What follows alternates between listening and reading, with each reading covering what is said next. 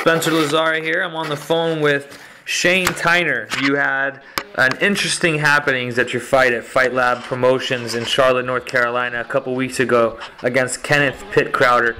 Tell us exactly what happened in that fight.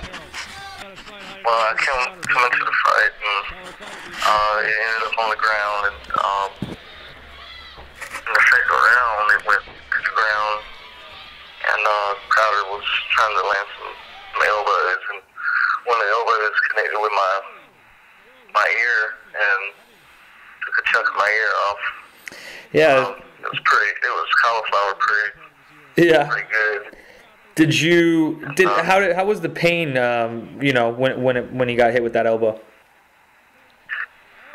Really, I didn't feel it really because, my adrenaline was pumping, and I had like a burning sensation to the side of my head. I didn't know it was my ear, and I continued to fight on. I knew something was up. I seen blood on my shoulder before they stopped it. Was there any reservations for you to continue fighting, or is it pretty much like, hey, I'm fine, I want to fight? Yeah, I was fine.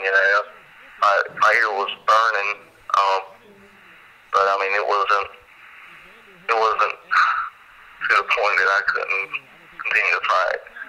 The pain wasn't excruciating. I guess it was from my adrenaline pumping. It felt worse the next morning. So you went on. You ended up losing the decision, I guess. But this is something that's kind of gotten you some publicity actually out of it. So how is that interesting? Well, I mean, I wish the publicity would be for me winning the fight. But in a way, it's good. A lot of people. I'll go back and watch my videos now, and they see the type of fighter I am, and my name is fresh in their minds, and that's gonna help me in the long run. Yeah. What does that say about the 125-pounders, man? I mean, we've got the UFC just starting up their flyweight division, and these guys are going to be representing, all you flyweights out there. What does that say about how hard, the little guys can hit? Well, I mean, it's just another level of the sport, really. We can hit hard just like heavier guys, hard with, just have we're faster than the bigger guys, but, they hit a lot harder than we do, but, it really isn't the force of the punch. It's just, if you catch somebody right, you can knock somebody out without having to hit real hard. They obviously weren't able to sew it back on, so how is it now? And is it kind of a cool battle scar, or what's your thoughts on that? Well, yeah, I mean, it doesn't look that bad, really. I take pretty good care of myself, so I healed quickly. 2 weeks was healed up pretty good. So, and it didn't hurt like I thought it would. Like I said, that first morning it was sore, but after that, it really hasn't given me any problems.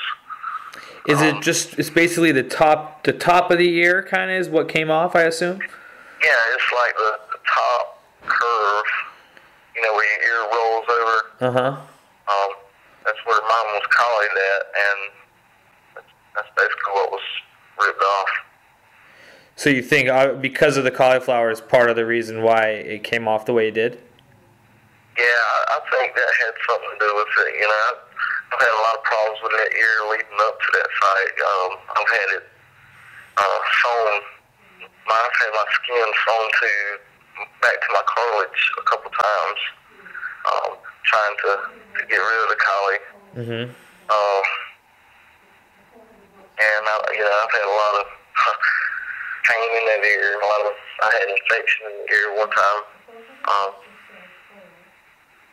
and now this. But I think it was damaged tissue, so I think it made it weaker and more subject for something like that to happen. Yeah.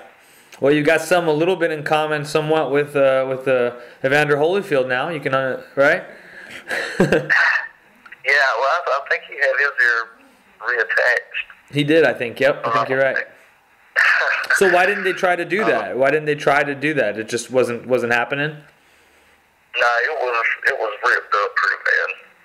So they couldn't really reattach it, and it was basically a time factor too, I think. Sure.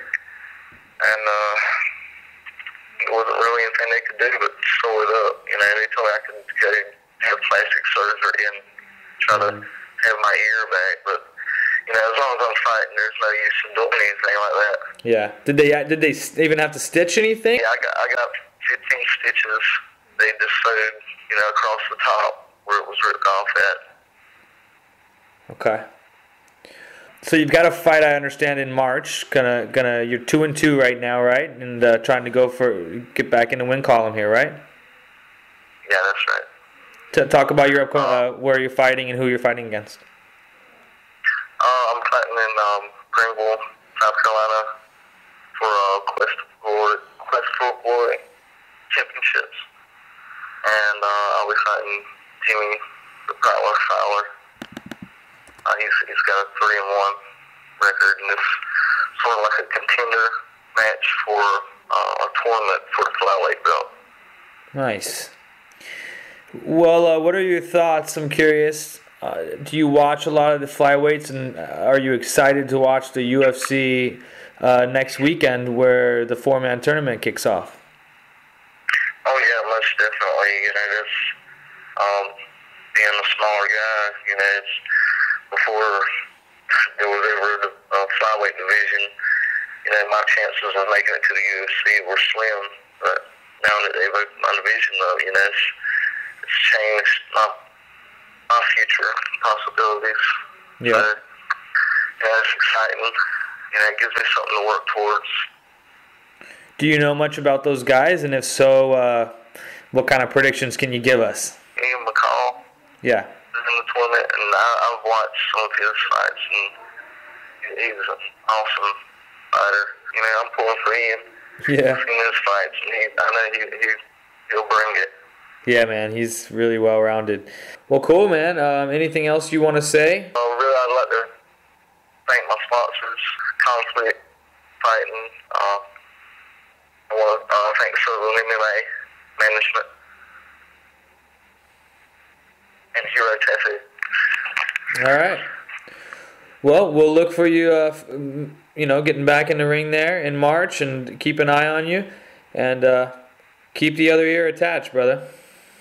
Oh yeah, I'm gonna try to.